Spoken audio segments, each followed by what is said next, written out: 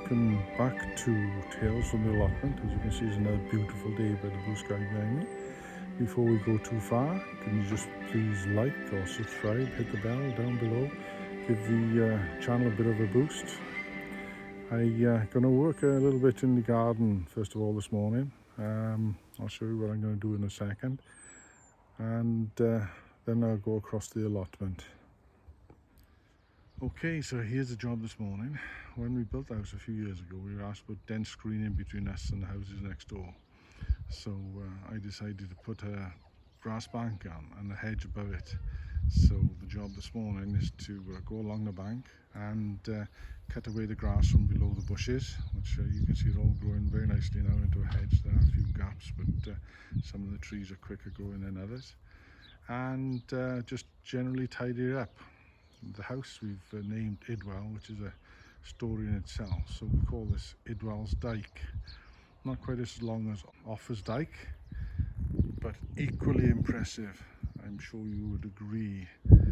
We don't have people actually coming up here at the moment and walking Idwell's Dyke. We do have people walking behind Idwell's Dyke, but not along the top. And I don't intend to let them start either, but that's my job this morning. Tidy the top up, cut the grass down from between the trees, and I'll get back to you later. Okay, so the top of the dike is done all the way along now. It's looking a lot neater. Hedge is looking a lot better. It's screened up a lot now the last few days.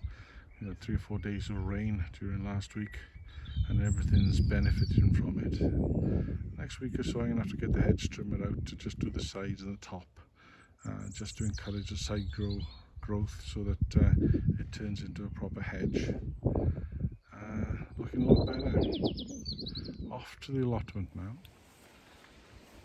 Okay, so this week's tale from the allotment then. I'm going to tell you today about my first ever breathalyzer, which is back in early 1982, and I was an observer in a patrol car on a Monday night.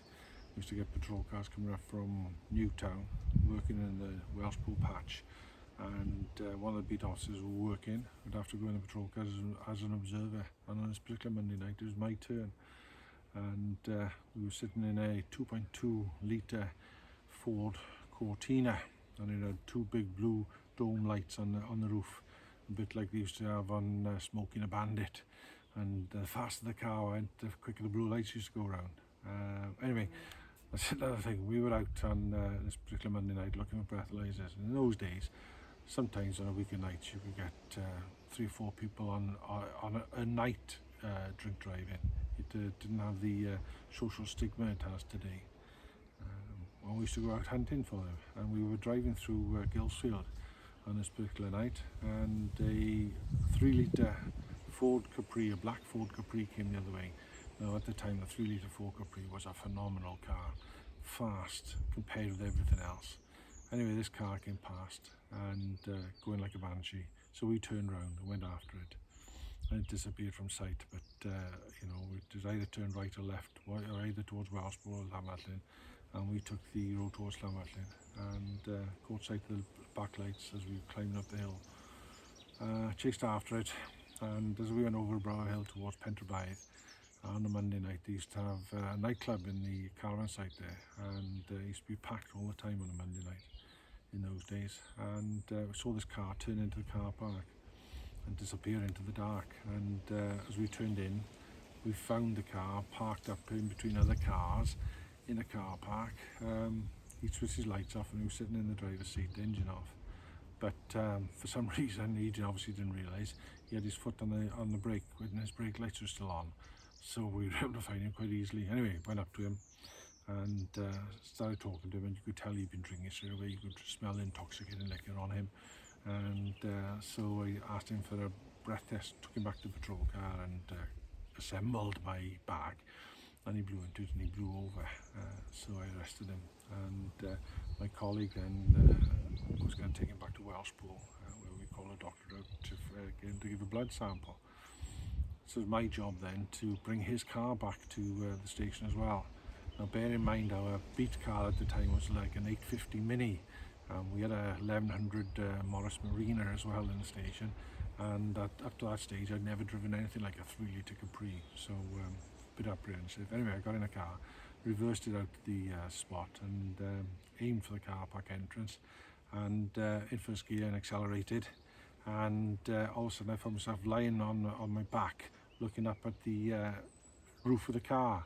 His driver's seat wasn't fixed to the floor at all for some reason, and I managed to stop it after a bit of a panic and sit back upright again, and it was a very dicey journey on the way back. I didn't enjoy it at all. I thought I was going to enjoy driving this car, but every time I accelerated, I was rocking backwards and forwards on the seat, and it was hanging onto a grim death under the steering wheel all the way back. But anyway, we got it back, and we had a doctor out and he provided blood, and he came back a few weeks later well over the limit, but and that was the end of him driving, supposedly for the next 12 months or so.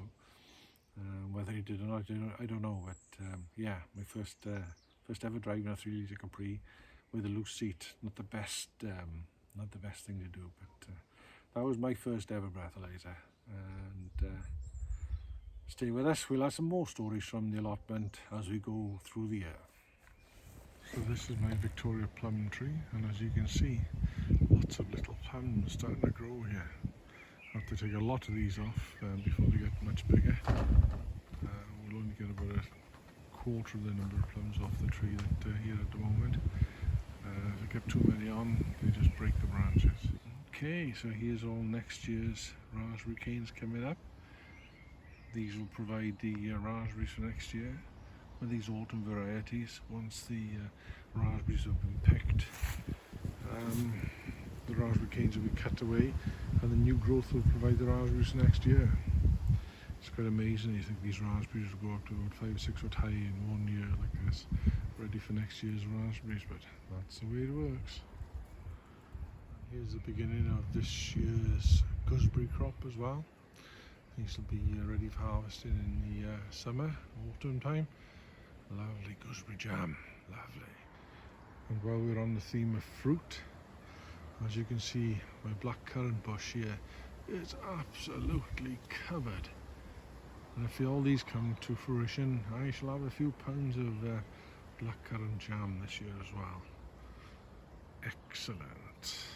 Put the whole hog here as well, and show you some of my raspberry crop as well. It's starting off nicely. Keep the rain coming, keep the sun, and we'll have a good crop in this as well. Everything's doing really well here at the moment.